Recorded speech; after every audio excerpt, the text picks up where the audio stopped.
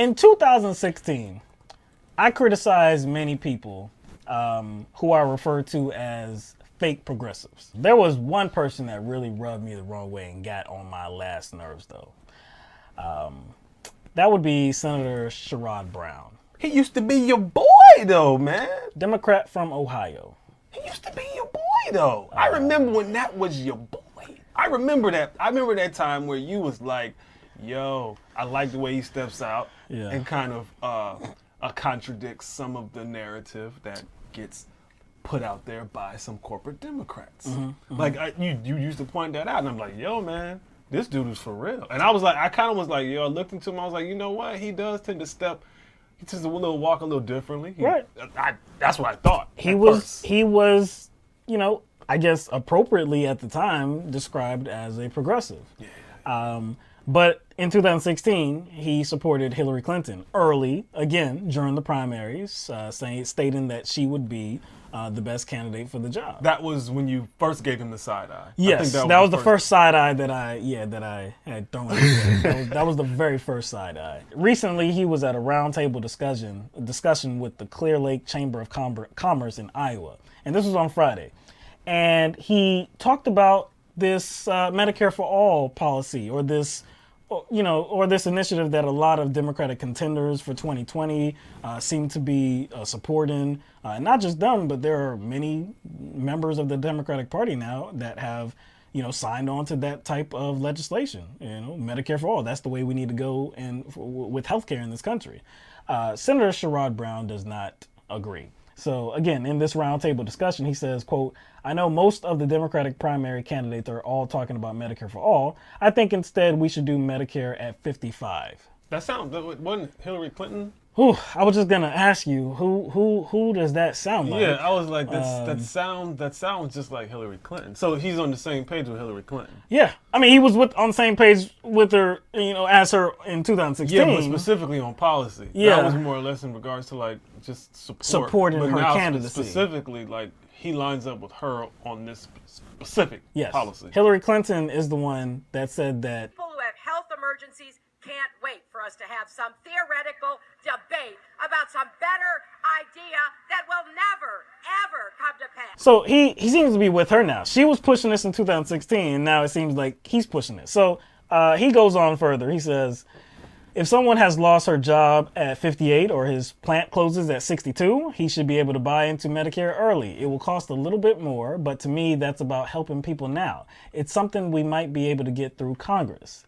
He goes on to say, I'm not going to come and make a lot of promises like President Trump did. I'm going to talk about what's practical and what we can make happen. And if that makes me different from the other candidates, so be it. To me, the insurance industry having, this kind of stranglehold on America, to me, that's not practical. Increasing insurance premiums, insurance companies denying coverage for pre-existing conditions, that doesn't seem practical to me. Can I ask you a question about Israel? Yeah. What's their health care?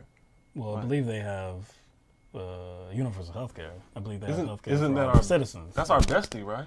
Yeah, it's a strong ally. That's our best. Yeah, that's one of our besties. So, I guess them implementing that is not practical.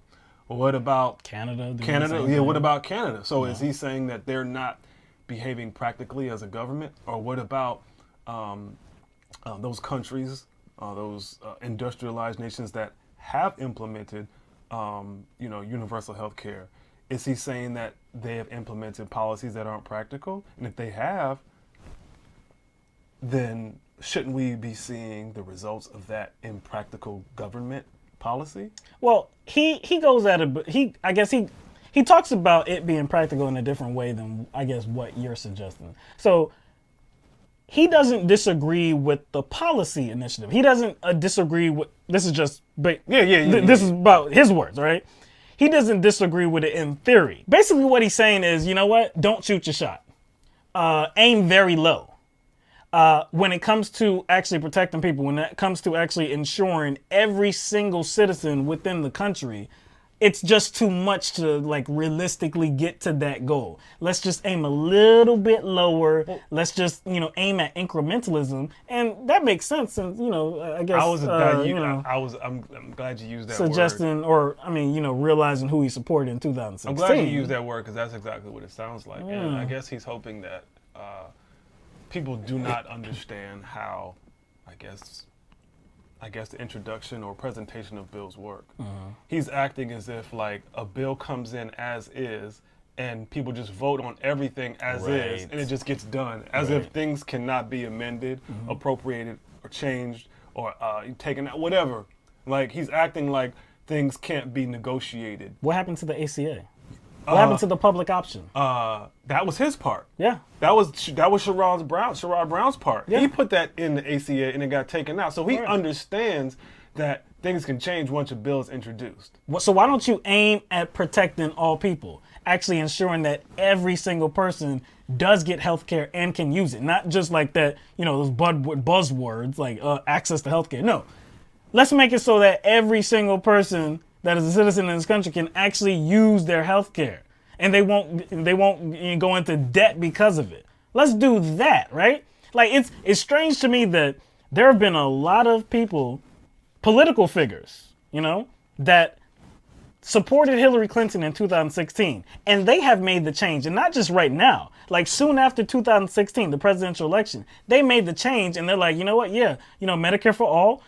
Most people in the country, they do support it, and that's just not like polls that are today. That's going back to 2016. We talked about that. Most people in the country support the idea of Medicare for all. So what would he be risking in signing on to something like that? Because again, he doesn't say that he disagrees with it personally. He's just saying that it's not practical. What would be the fallout from you saying, you know what, this is definitely the direction we need to go, and I'm all for it?